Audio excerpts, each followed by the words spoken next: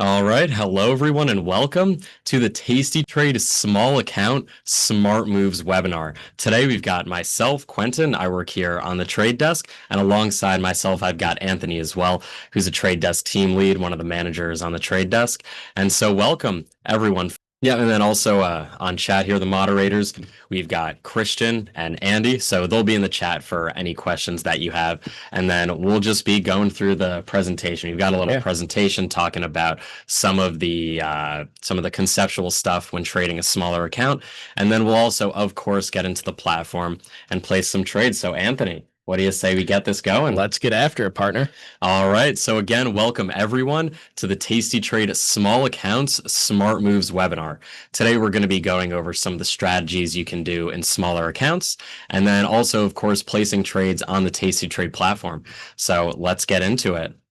All right, so first, of course, we just want to give a disclaimer here. Any of the trades that we do and any of the trading methods that we talk about are not meant to be taken as advice. They're purely for example purposes. And so you can use some of these strategies in your own trading, but that's completely up to you. All Tasty Trade accounts are self-directed. And then us on the desk, we're not really here for advice or anything like that. And so let's get into it. So some defined risk strategy examples. When you're trading in a smaller account, typically we'll see most customers go over defined risk strategies. You can, of course, sell naked options in a smaller account as well, but that may take up a large portion of the account value, or you might just have not enough buying power in general. So we see a lot of customers go for defined risk spreads. And so some of the examples that we'll be going over today is a vertical spread. That's just your, put credit spread, put debit spread, call credit spread, or call debit spread. And then we'll be going over some trade examples in Tesla or Amazon. We see a lot of customers do that, as well as our next strategy, the Iron Condor, which we'll be doing in Netflix once we get into the trading platform. And we see, Anthony, you would say these are the most common strategies here for smaller accounts. Oh, yeah, definitely. Anytime people are calling into us on the desk here, more often than not, we're assisting with some sort of either vertical spread or iron condor. But I'm pretty excited for these next two we have up here on the list, as they're a little less talked about, but also great way to get yourself some different exposure in a small account. Yeah, exactly. It's all about like different exposure and how you can use the smaller account, the options trading strategies that you have to be able to use, a smaller amount of money to still be able to put on these trades that you want. And so you've got a broken wing butterfly. We'll be doing that in GLD. We'll go over exactly what that strategy is as we're placing it, but it's sort of like a debit spread and credit spread combined, just sharing the short strike. We've got some different widths at play, but we'll be going over the broken wing butterfly and then the calendar spread. That's sort of like what people will call a poor man's covered call or a synthetic covered call. And then Anthony, just quickly, how does that work, the calendar spread? Yeah, so with the calendar spread, generally what you would be doing there, or, if you're trying to simulate like a poor man's covered call, what you're typically doing is buying a further out expiration call that's in the money, and then you're selling a nearer dated call that's out of the money. Yeah, and so you're buying the further out in time option, and then you're selling the near term option. And then that way it sort of mimics like the covered call. Because with that long option, that's like your shares, and then the short call you're selling is like your covered call. And then just something to mention, we have this elsewhere in the presentation as well, but if you want to do any defined risk strategies, any option spreads, you have to have a margin account to be able to do those strategies. And then we don't have any account minimums or anything like that for certain strategies. It's once you open the account, you select your suitability and trading level, and then from there, you'll be able to trade option spread strategies if you have the correct suitability and trading levels selected. That's something super unique. I was actually talking to a customer about that today. I moved over to you guys because you guys have all this flexibility in the options trading. I mean, people are always like surprised when I tell them on the phone we don't have they're like, yeah, oh, you don't have any minimum? How much buying power do I need? Well, as long as you have enough to place whatever the trade is. Yeah, right, as long as you have the buying basic trading level, we'll sort of let you place it. And it's up to you what the trading suitability is. We don't have any account minimums or anything like that. But of course, you need the buying power for the trade, right? We're not going to let you go willy-nilly, of course. Right. But as long as you have the correct suitability selected, then you're good to go. And then so next, let's go over some of the potential benefits and risks that we've got here. So let's talk about some of the benefits. We've got the lower dollar amount at risk. That's something super important. And that's why we see customers get attracted to these strategies as well, is because you don't have to risk as much money to be able to place these certain trades. If you want to speculate or take a shot on a certain strategy, you can do that with a defined risk amount, and you don't have to risk anything more than what that amount is at the beginning of the trade. And then, along with that is the defined maximum loss.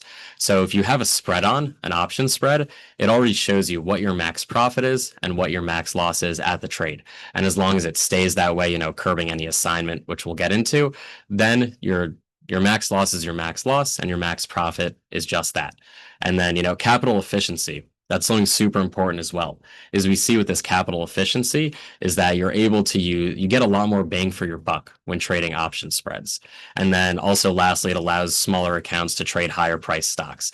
This is not an exhaustive list, but this is what we see, a lot from customers, what they see in just our intuitive knowledge of options trading. What are some of the benefits? And then Anthony, what do you see as one of the biggest benefits that customers see here? Yeah, I mean, I think you hit the nail on the head there with the capital efficiency. I mean, so many times we're getting calls where people are like, I need to liquidate this, or I need to deposit more money because I want to buy this option, or I want to buy that option.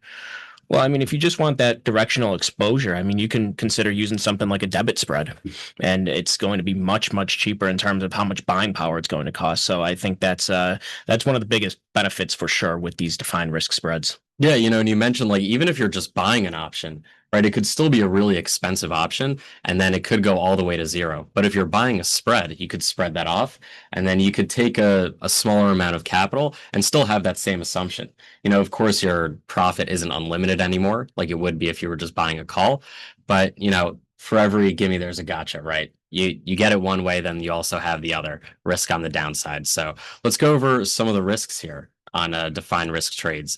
We've got, the first one is it's either max profit or max loss at expiration. And so along with that, there's not much adjustment opportunity. So those two are, super important when it comes to trading defined risk spreads. So if you're trading a spread where your max loss is 50 cents, then your max loss may be 50 cents. But if you up all of the contracts on that, like if you do a lot of contracts of that 50-cent spread, you're typically not seeing like somewhere in between your max loss or max profit. At expiration, you're usually seeing either your max profit if the position goes your way or your max loss. So with that capital efficiency comes also these risks to the downside that it's either max loss or max profit, and there's not much adjustment that you could do during the life of the trade as well. And then so another big risk that we see on the desk a lot, which causes a lot of margin calls, is the early assignment risk. It's not the end of the world if it causes a margin call because you can just close out the open position that you have. You just close out the shares along with the long option. We have help center articles about this and very easy question for us to solve on the desk as well if it happens to you. But that is definitely a risk because there can be, if the option's far in the money and it's getting close to expiration, there can be early assignment on that short option that you have. And that's something to also watch out for. And then higher commissions and fees. That's just something that we see with any multi-leg option strategy is that if you're doing more option trades, there's going to be more commissions and fees. And so, Anthony, what do you think is the most important? I mean, they're all important, all the risks Definitely. here. But what do you see here are some of the things you like to touch on? Yeah. So with this one, it's going to be the early assignment risk here for me because oftentimes what we'll see is maybe people wait too long. Like you put on the defined risk strategy, right? And then you all of a sudden get assigned early. Not the end of the world. You still have the long option, usually to wind up getting yourself out of that position. But the issue lies then where people maybe wait too long and then the long option ends up expiring. So then you're left over with whatever the resulting deliverable is from the assignment. So as long as you're really staying on top of your option expirations and paying attention as we're closing in on expiration to where your position currently stands, ultimately, I mean, assignment is.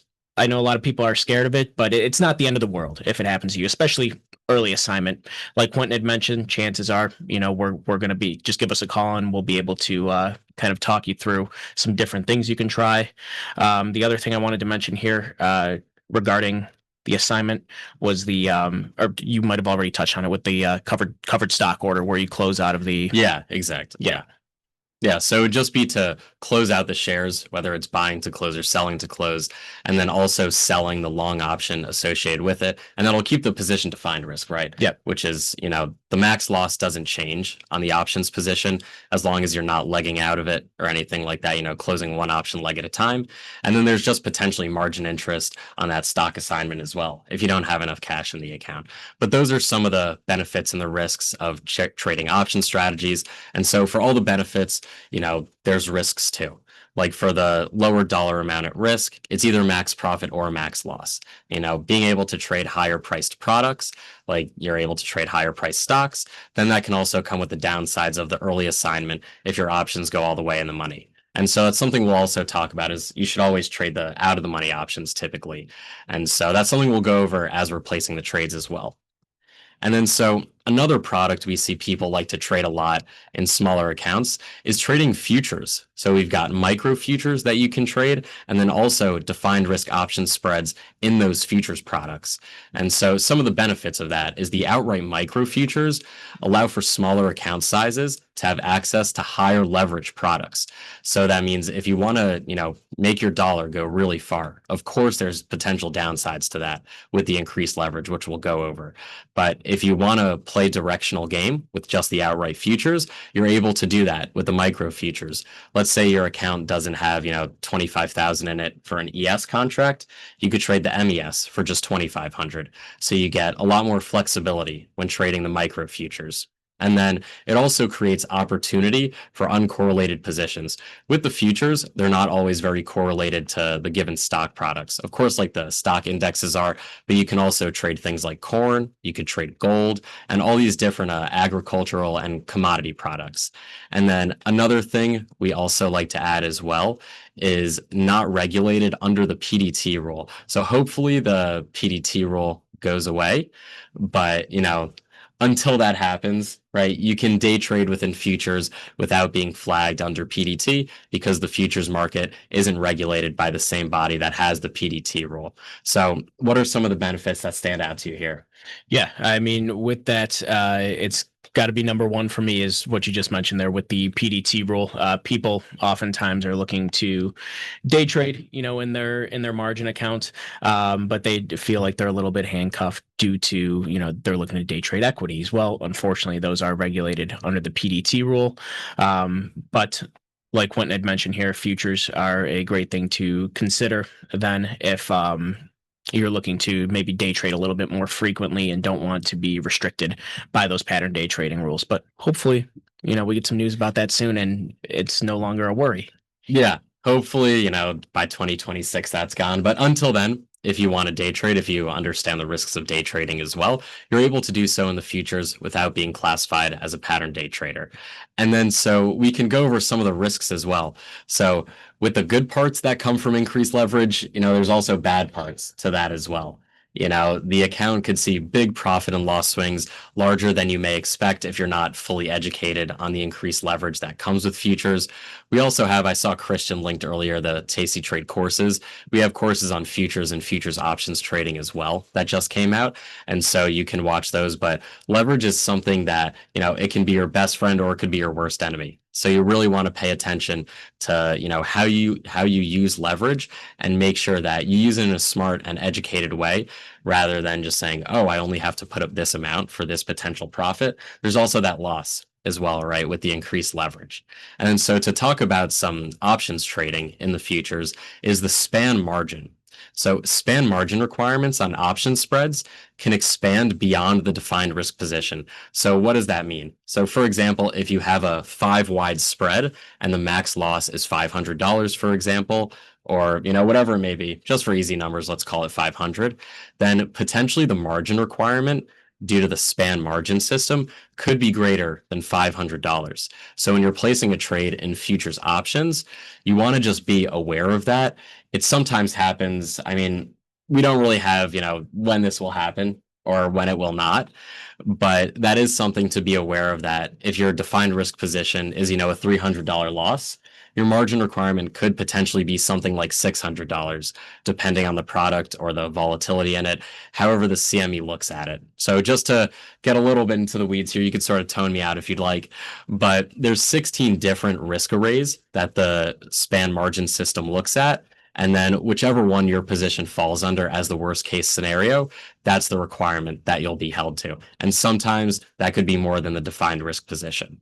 And then also another thing with futures and multi-leg option strategies, there are higher commissions and fees as well. And so, Anthony, I mean, I think it's clear what is the most important risk here, but give me a little bit more on increased leverage and what you do Yeah, there. yeah. So I mean, with the increased leverage there, an important thing to remember, as well, is that we also have like the multiplier with futures options. So, a 1 point move in the ES, or an option that you purchase for $1, for example, might not actually be what you would think it is on equities. Like, normally when you purchase an option for $1 on equities, that's equivalent to $100. Well, with something like futures, like ES, for example, it has a multiplier of 50. So you actually take that 1 times 50. Well, you're actually putting up $50 for that option. So it's not the full $100 like you would have originally thought. So it's very important to make sure you're aware of those multipliers if you're interested in trading futures. Now, another thing I did want to touch on here with the futures trading, and I see we got a note there at the bottom, is the account type that it requires. So it would be a margin account. And then, as Quentin had alluded to earlier in the demo, depending on your trading knowledge, objectives, your investor profile, if you have access to that trading level that allows you to trade futures, you'll be able to do so. And again, with these products, there's no minimum requirement needed in order to trade them, unless of course you're in an IRA. IRA accounts, you would need 25,000 for the standard futures, and then 5,000 for the micro futures. Yeah, and so something super important about leverage is that it can be really good or it could be really bad. You just want to make sure you understand how to use it properly and understand what you're getting yourself into before you place these trades. Because, that's what we really try and do is we want to educate the customer to make sure they just know what they're getting themselves into, whether that could be for greater profits or to, curb some of the losses that you could see as well. Or, just really make sure you can do whatever that you want in the account. Yeah, and another thing I wanted to touch on, as well, when it comes to the futures here, with the with the spreads on them. So that's something you have to be aware of as well. They might be a little bit wider with futures options compared to equities, just because of there's doesn't really tend to be as much volume on some of the futures products compared to what you're used to with the equity. So another thing you need to be aware of. When it comes to futures options, you want to just be aware of the liquidity risks. Typically, Yep. like the highly traded ones, like the equity indexes, oil futures, gold futures, those are pretty liquid. But if you get into, the less traded futures like corn or wheat, some of the agricultural products like copper as well. We saw a lot of customers trading copper earlier in the year when there was a big move up. And so you just want to be aware of the liquidity risks that you have as well. And then so let's get into some examples of how like defining your risk on trades can actually benefit your trading account and see how you're able to do certain trades that you would do in a larger account in a smaller account. So let's take a look at some of those.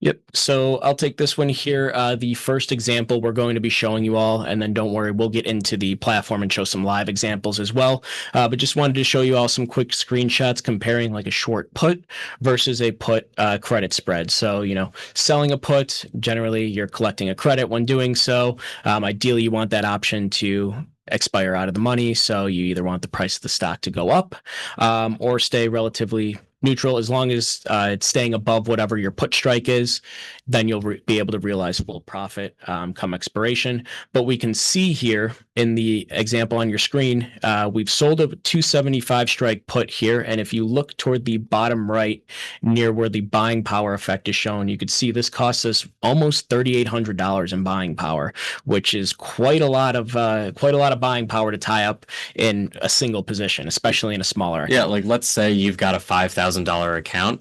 That's almost 80% of your buying power used in one position. So let's see how we can make this a more buying power efficient trade. Yep. So just like Quentin had mentioned here, more buying power efficient trade. We have this example now being the put credit spread, where we're still selling the 275 strike put, but we've now bought a put that's $10 away from it. So we bought the 265 strike put to kind of define our risk with this trade, which is another great thing. So we're capping our potential max loss. While we are capping our max profit, we're also capping our max potential loss in the event that the market moves against us and maybe the price of the stock drops. But the big thing to point out here would also be the buying power effect. You can see it on the order ticket now compared to the $3,800 it was requiring before to just sell a naked put. This trade only requires about $841 to put on. Yeah, so this is a much more buying power efficient trade. And then you're able to put more trades on besides this if you're not doing a short put, like a naked put. But since you're able to cap it off to find that risk, you're able to place on more other trades. So you don't have, just one trade in your entire account. And that, you're able to diversify better when you're able to put on some more trades. So let's go through some more examples here and let's hop into the platform. All right. So we're now in the tastytrade platform. And then this is the web version on my.tastytrade.com. We also have a downloadable desktop version as well, which we can put in the link into the chat to download if you would like, or if you're following along there. The platforms are very similar to the web and the trade desk, or the web and the downloadable desktop. And then we're also going to have the web in a downloadable version soon as well. So we'll be going over the web version here.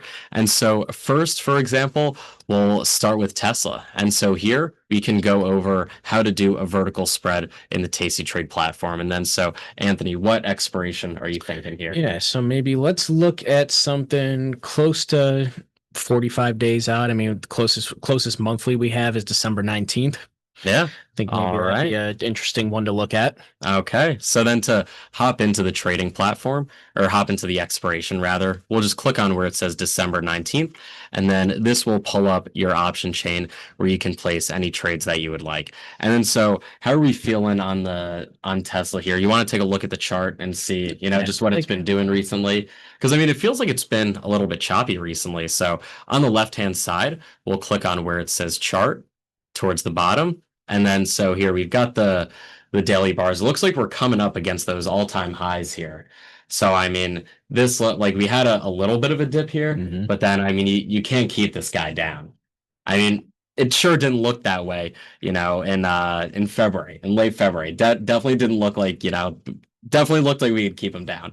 But then ever since then, I mean, look at that, and September. That's quite the roar. So what sort of strategy are you thinking here? What are you thinking? Maybe a little debit spread on the call side? All right. Yeah, let's do a bullish call debit spread. Yeah. And so for that, we can go back to the trade page on the left-hand side. And then, so if we're looking at the call debit spread, what strikes are you thinking? Let's see. Well, I just wanted to point out first and foremost, I mean, look at how expensive the calls are. Yeah. This is something, especially traded for the smaller accounts. It was almost $2,000. Right. You see something like that, it could, that maybe that deters you from trading, or maybe automatically you look for something that's even further out of the money. So you're just you're kind of building your strategy off of, the price of these of the single option legs themselves, rather than maybe considering something like a debit spread. So we could see here, like Quentin's got the 520 strike selected. If we went ahead and maybe sold the 530 strike here.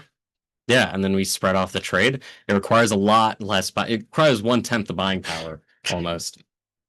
Yeah, ridiculous. I mean, now, granted, your max profit here is capped. You could see those max profit, max loss numbers on the order ticket there. I mean, max profit's capped at $770, but your max loss is also capped at $230. Whereas, if you just bought the call, or the 520 call by itself, you're spending $2,000 for that. If we get closer to if we get close to expiration here, and that option's still out of the money, it's going to start dwindling down in value, and you could wind up losing $2,000. Yeah, exactly. And so we see this a lot. Let's say you've got a $5,000 account, right? That's almost half of your account in one option. And there's nothing wrong with trying to hit a home run, right? But if you're looking for base hits, more consistent options trades, then you could spread it off and then it only requires 1/10 the amount of the buying power. And then so let's go lock that price here. And we've got the price here in the middle at 230. And we can just hit review and send. Of course, review the commissions and fees. And then we'll hit submit there. And then so that trade will be working. And this is us working a live order here in the market. And then so to replace this, you see these two yellow icons over here. We can right click on either one of them and then just click replace. And then this will pull up another order ticket that we can replace and just change the price on. And so here we can type in the limit price box. We can go to 235. And then from here, we can hit review and send just so we get filled. And then there we go. Got filled at 235. And then we can go take a look at this on the positions tab here. And so this will show our given vertical trade that we just entered. And then, yeah, this is our shot in Tesla. We hope that by December 19th, it expires above 530, which to me sounds absurd. It sounds crazy to say that. But, hey, this is the market we have here. I mean, look at it. It's up another $10 today. Yeah, Absolutely crazy. it doesn't stop. It doesn't stop. And then so let's move on to another trade. Let's try a credit spread in Amazon. And so we'll also just when looking at this Tesla trade, let's just briefly mention that trade price, whatever you got in it for, that's your max loss. That 235 is your max loss. And then on Amazon, when we do a credit spread, it'll look a little bit different. Your trade price is actually your max profit, and the max loss is that trade price minus the width of the spread. And so let's go pull Amazon up here. And then so let's take a look at this. They have earnings. Did you know that they had earnings today? I must have not been paying. Like I'm too in it. Like they have it on the later this week after the bell, the 30th there.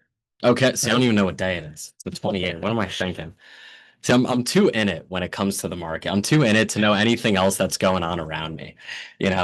There's no social life, there's no friends. It's the bit in the ass. That's all. Those are my friends. The bit in the ass.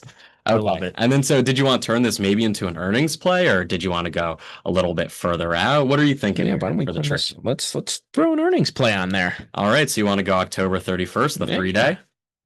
Okay, and then so for a credit spread, are you thinking a call credit spread or a credit spread? We could take a look at the chart here. I mean, I'm sure it's been going up like the rest of the market, a little less strong than, Tesla and some of the other stocks that we've seen. It's not as close to its all-time highs as some of the others, right? I mean, the overall market is at its all-time highs, but it looks like some of the bigger tech companies are lagging a little bit. So what are you thinking here? I mean, it's had a run up. Is the trend your friend? Or is it, the bend at the end? Tex was telling me that. I like that. I like the bend at the end. Yeah, Take a right. look at the let's look at what's the expected move. Yeah, let's take a look here. So for the expected move, we've got this brown bar here on the option chain. And then this will show you what the market is telling us is the expected move just based on the options prices. And so what are you thinking here? Are you thinking getting short, getting long? What are we looking at here? Personally, I'm thinking we sell a call spread. We sell a call spread. We can get a little bearish. We're bullish Tesla, bearish Amazon. Switch it up. Diversification, right?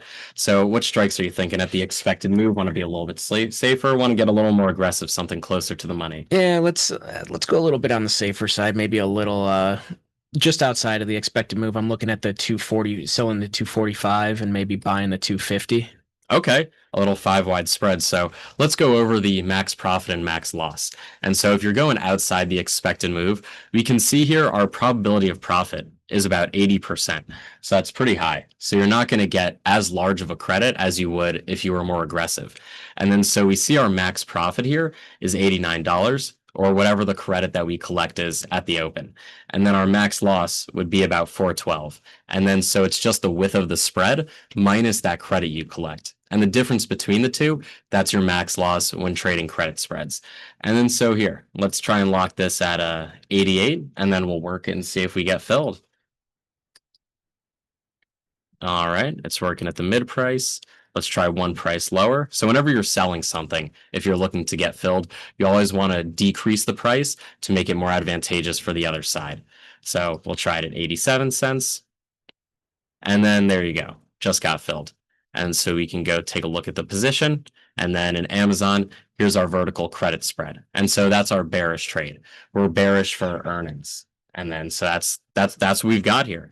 And let's go into another trade we see all the time. My personal favorite, because when I first started trading, I started with a much smaller account, but I love doing the neutral strategies. I thought it was always so cool that you don't have to pick up or down. You can also pick neutral. Have neutral be your direction.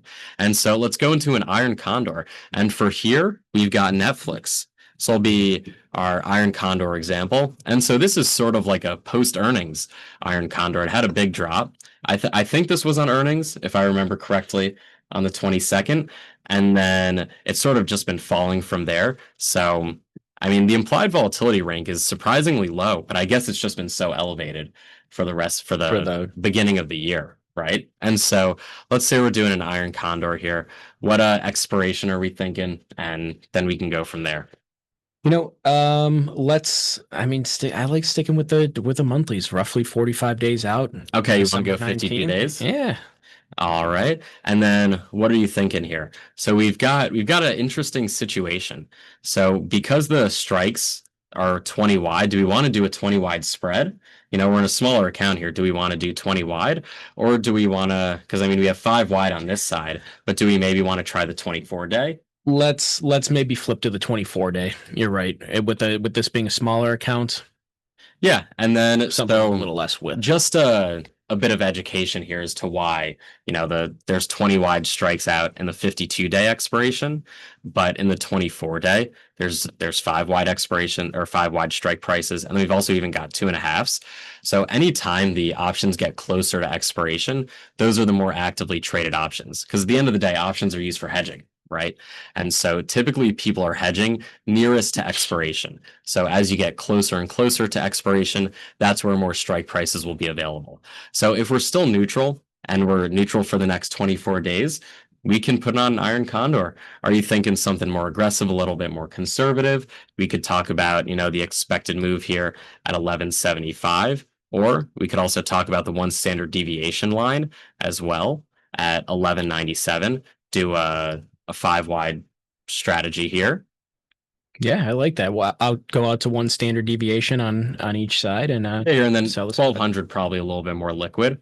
So you go 1200, 1205. And then we can also check the liquidity here by changing these top columns to open interest as well. Yeah, a lot more liquidity at that 1200 strike. When people are hedging, they like round numbers, for whatever reason. But that's what we got here. It's what we're working with. And it's sort of like a compounding effect. If other people think other people like round numbers, everyone will just go to the round numbers for the liquidity, right? So that's where we'll go on the call side. And then what are you thinking on the puts here, Anthony? Same one standard deviation? Yeah, let's go about one standard deviation out here. So sell the 120, buy the 1020, buy the 1015.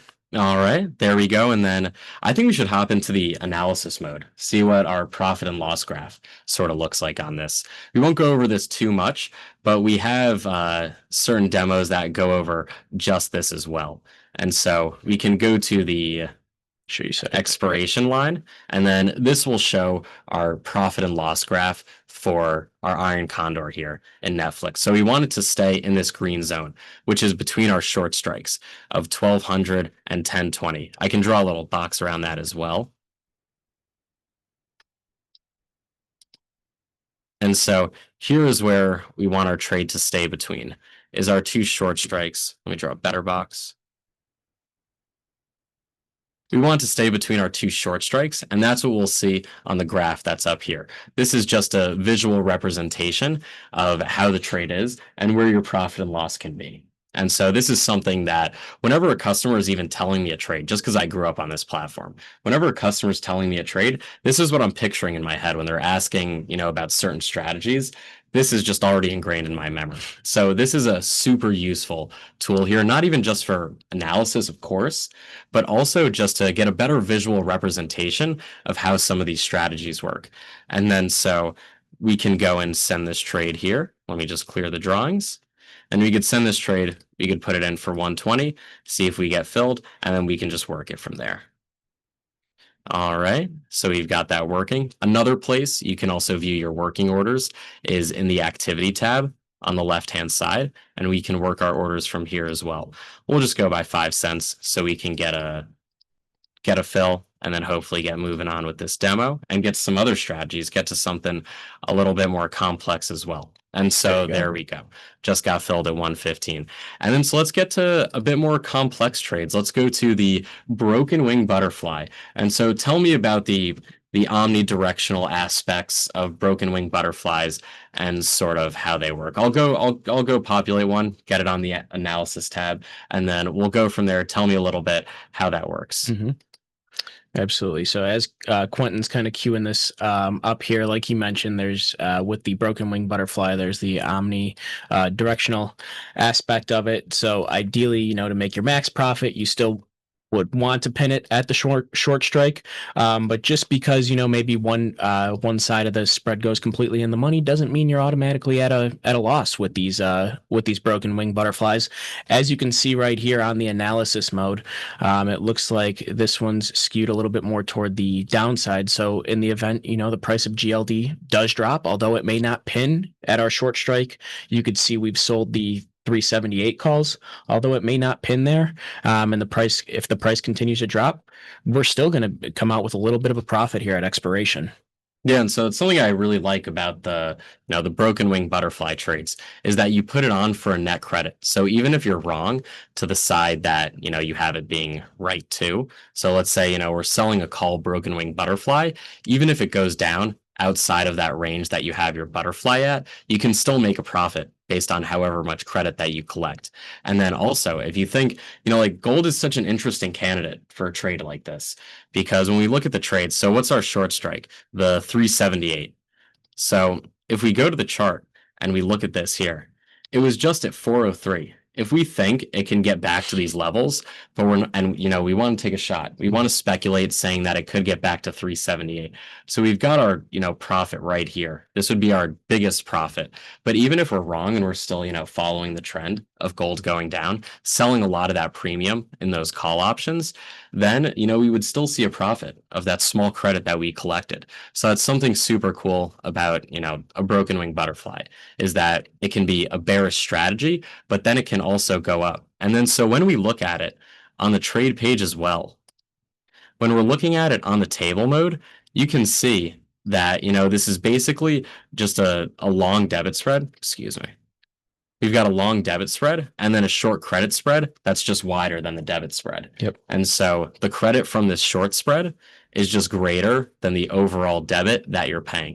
But yeah, when you're trading broken wing butterflies, that's something that's super cool is that you collect a credit so your profit is still available to the downside, but to the upside, you're able to speculate to see if it'll, pin that short strike of 378. So you're able to play it both ways. And then so let's try and get filled here at 20 cents. We can place this order. And then there we go, filled right at 20 cents. And so we can look at that on the curve mode again. And so here's what the profit tent looks like. We've got the credit here all the way, anything to the downside. If gold keeps going lower, we've got a credit. But then if it goes higher and we want to speculate on a sharp rise towards expiration and we pin that short strike, it would be a big winner of a trade. And so it's something super cool when it comes to, butterflies and adding a little bit more oomph to your portfolio with a smaller account, trading these more diversified strategies and, a bit omnidirectional as well, which is super cool.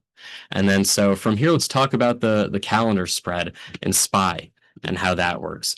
So typically when we see people doing calendar spreads, if you're looking to do a covered call, then we would see someone choosing an expiration at least 1 year out. So we could go to the, December 18th of 2026, the end of next year. And then we would just buy an in the money option. So to buy any in the money option, we could go to like the 80 delta about the 545 call. And then we would be able to buy this here.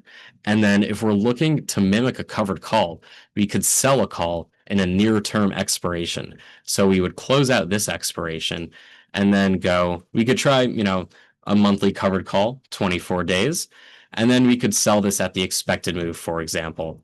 And then so Anthony, tell me about how this works, how this is like a covered call, even though we're only using options as well. Yeah, exactly. So because Quentin here went all the way out to about the 80 delta on the long side there. That option is pretty much going to move. I mean, almost 80 delta. It's not exactly one, but it's going to move pretty close to how the stock is moving. So, as long as the delta stays high on that, even if we have these volatile moves, you're not going to see the market whipsawing on that farther out option, like you would normally see with these nearer dated options.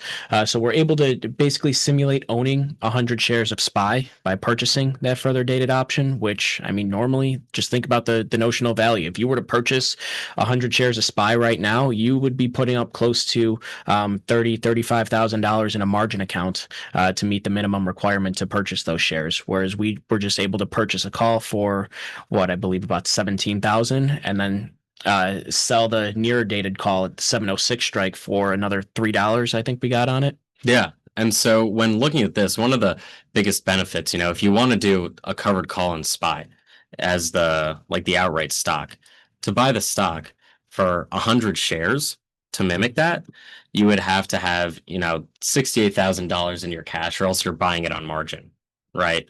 But then if you're wanting to look at just a covered call like we had, that's only, 17,000 in buying power approximately. And so that's one of the huge benefits of doing the poor man's covered call, or the synthetic covered call Synthetic covered as well. Because I feel like calling it a poor man's is, that I don't want to say it's offensive, but it's like, I don't know. It sounds a little weird because you could be a rich man doing a poor man's covered call too, right? And so when you're trying to make it synthetically, one of the downsides is that these options do expire. It does have 416 days, so it has a lot of time until expiration, but you've only got 416 days in this synthetic covered call before you have to roll it or just close the position. And then so you're able to sell these calls against it. But another thing to keep an eye out for as well is if this short call goes in the money, that long call that you have is still going to protect you, but it won't automatically exercise that option. And so typically, you would just close out the shares as well as the long option, just like on vertical spread assignment as well.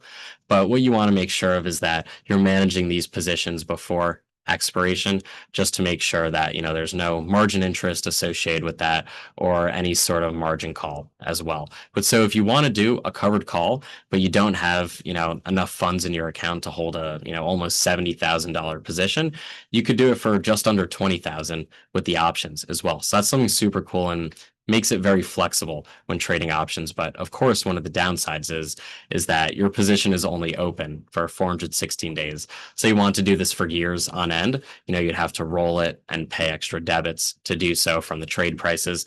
But if you want to hold SPY for only a year, you could do a synthetic covered call rather than doing something, where you actually have to own the stock, where, you just might not have the funds to own the stock as well.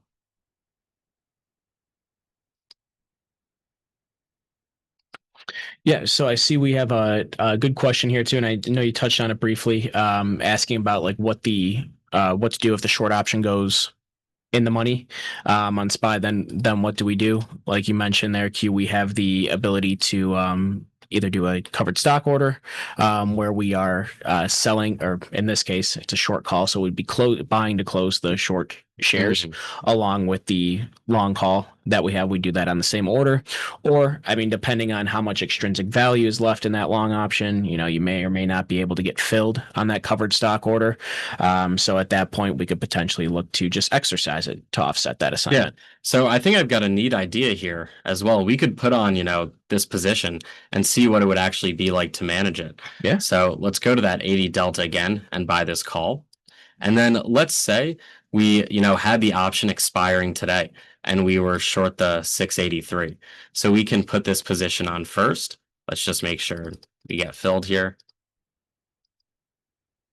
Okay, so we're filled on that SPY. And then how would we actually manage this position? So to roll this option, we could do it from the trade page, but we could also do it from the positions tab. So let's look at this SPY option here. You'll show the red flag for in the money, just to let you know, make sure it stands out amongst all your other positions saying, hey, this option's expiring today since it's red and it's in the money. So let's roll this option. So what you can do is you'll left click to select it. And then once that option is selected, you can right click on it and that will pull up a small menu on the side. And then from here, we can go to roll expirations. And let's say we want to roll it to the 6-day expiration about a week from today. If you want to roll these weekly, then it will just pull it up there for you. And then from here, one of the big benefits of our platform is that you can click and drag this option to wherever you'd like. So let's say we want to go to the 6-day expiration and then go to the expected move. We can then just do that with a couple of clicks. And then from here, we can send this order, raise the trade price a little bit just to get filled. And then there we go. Our position was managed just like that. So all we did, excuse me, all we did was we just rolled out that option. So we didn't get assigned. And then we kept the synthetic covered call going. Yeah, and if you're ever worried about early assignment on, I mean, any of your positions here, it doesn't necessarily just have to be this poor man's covered call, or I don't know, like you said, I don't know if I like that name. Maybe the capital efficient. Well, the synthetic, yeah, synthetic cover. Right, I was having a brain fart for a second, but the synthetic cover call doesn't need to be poor men's.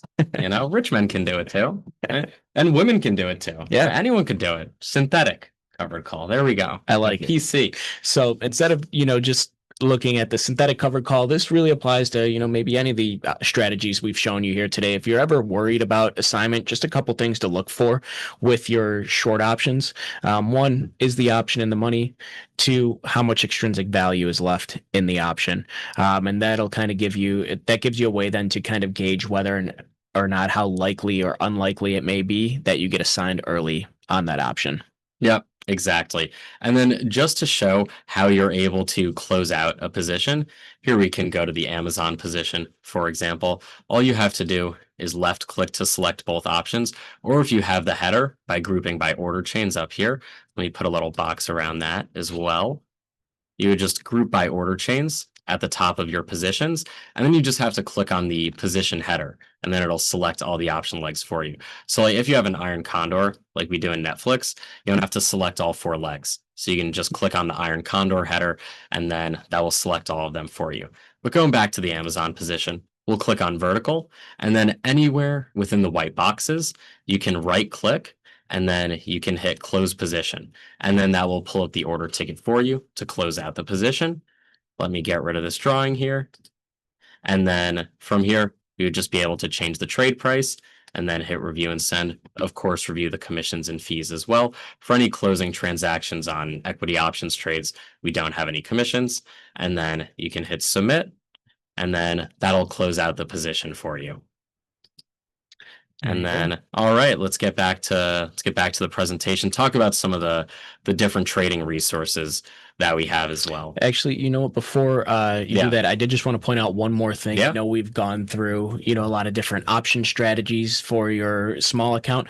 I did want to point out the fact that we do, for those of you who don't know, we do also offer the ability for you to purchase fractional shares on the platform too. So I know we just gave it great examples on how to get similar exposure using options. But for those of you who are interested in trading shares, you have that ability. Yeah, I mean, let's say you want to buy some shares of SPY, and you don't have enough for one share. You could have enough for 0.5 shares if you would like. And then you would always need to change the order type to a market order.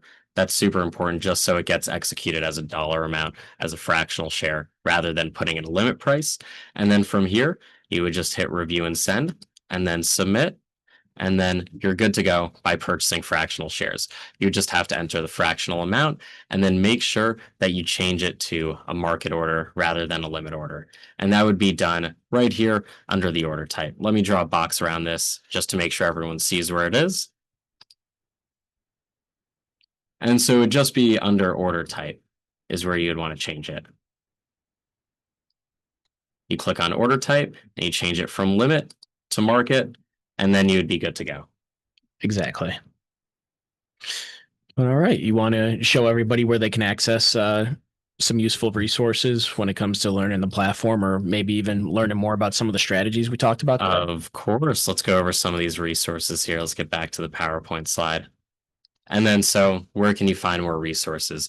We've got support.tastytrade.com. This will also have our contact information. Christian or Andy, if you could drop our contact information below, you can give us a call. You can also send us a chat or an email as well. We've got chat support for our international customers that, don't want to pay the phone prices to give us a call as well. And so please feel free to send us a live chat or send us an email as well if you don't have a pressing issue. And we'd be more than happy to answer your questions.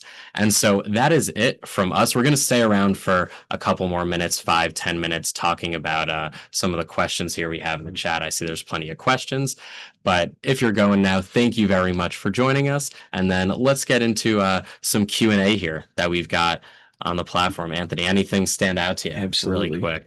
I did see a few questions come in here at the end regarding the early assignment. I know you showed earlier Hmm. where you could check like open interest, but why don't we just show everybody how you can add, extrinsic value to that the options Yes, table yeah. as well. So let's go to like where's some of my recent let's go to Reddit, for example. They've got earnings coming soon. So this is definitely a potential candidate for assignment.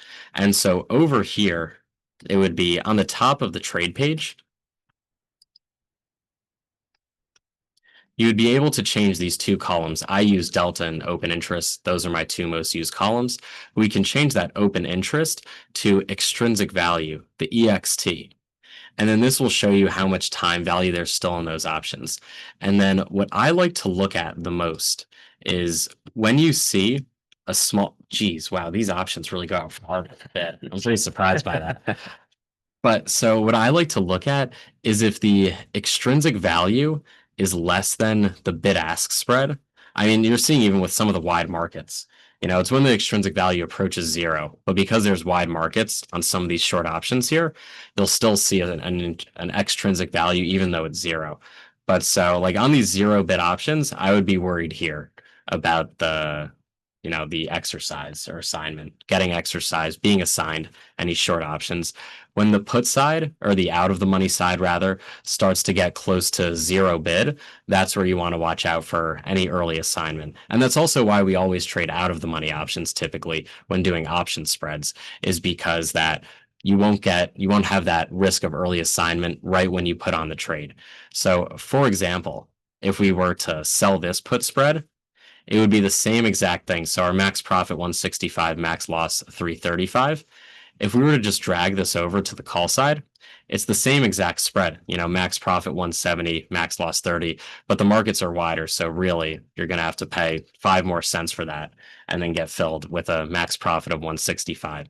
Except with this short option already has the assignment risk since it's in the money. So you just want to make sure the out of the money side that you're looking at, if your spread does go in the money, you want to make sure that these options still have bids on them. If they don't have bids, then that's where you get, the early assignment risk typically. Yeah, and that's a great point you bring up too with the out of the money options. Hmm. Oftentimes, I see people with smaller accounts too. They're trying to reduce the amount of buying power that's being used for a trade, so they might opt to put on a vertical on something that's on options that are in the money, just because it tends to cost less in buying power. But you know, like Quentin said, for every gimme, there's a gotcha. While there may be a reduced buying power amount, well, your likelihood of getting assigned early is increased. And then what does that expose you to? You get assigned early, you have to take on shares.